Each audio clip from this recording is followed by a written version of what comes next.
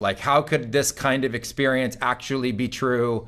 And so I thought it had been embellished. And by 17 minutes, half an hour into the ceremony, I wasn't thinking that they had embellished. I thought they had talked it down. Everything had flipped. It was a billion times stronger than what I thought I could handle.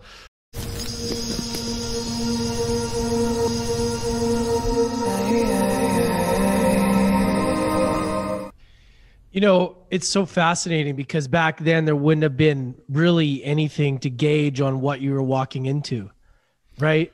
Like I feel like, at least with my experience, I didn't know, but there was expectations there. Maybe that was good, maybe that was bad, but like what you're saying about these visions, that must have been really challenging because you don't know if it's real, or you don't know because you haven't really, unless you were told about it before. Did you have any sources kind of walking you through like what to expect or anything like that? Or is it just these visions that you were like, holy shit, like what are these? Yeah, no, it was all the visions. And I had heard of ayahuasca. I had read two firsthand accounts of people who had taken it, and that was all I knew of it. And I had only ever met one person that had ever actually taken it before I did. And his response was just, whoa, like that's all he could say. And then after that, God. And he was not a religious man, so he's just, whoa, God.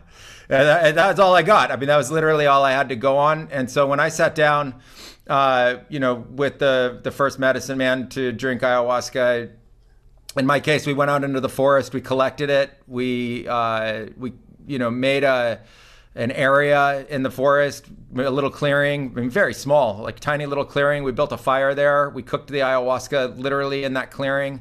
And then that night we drank it together on the bank of that little river. And only he and I drank it together just outside and, just right in nature itself. And wow. I was not prepared. I was not prepared for what hit. I had no notion of how strong it was. I had no notion of the dose I had been given. I thought from what I had heard that the people writing about it had to have embellished because they said it came, faster than they could have imagined. They got swallowed by it. It was, stronger than the strongest riptide. Once you were in, there was no out. It was, vision at what seemed like the speed of light. They had, these ways of describing it that I thought just fundamentally could not be true. Like, how could this kind of experience actually be true? And so I thought it had been embellished. And by 17 minutes, half an hour into the ceremony, I wasn't thinking that they had embellished. I thought they had talked it down. Everything had flipped. It was a billion times stronger than what I thought I could handle. I thought I was like, literally on the edge of physically dying. And then I purged in every possible way, out the top, out the bottom, through the skin. It didn't matter. I mean, entities were everywhere. They were talking. The forest had not only was it alive, it was now conscious and could communicate with you.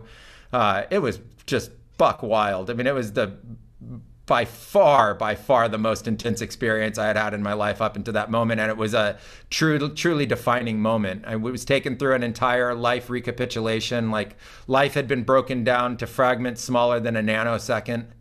And so, it seemed like years were millennia, and everything was just so fast. So the visions each one was like a strobe light going off, and there were like 150 strobe lights worth of vision at the same time.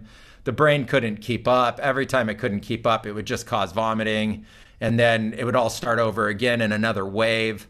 It was multidimensional. It was multicolorful. It had every color you've ever seen and another million colors you had never seen in it.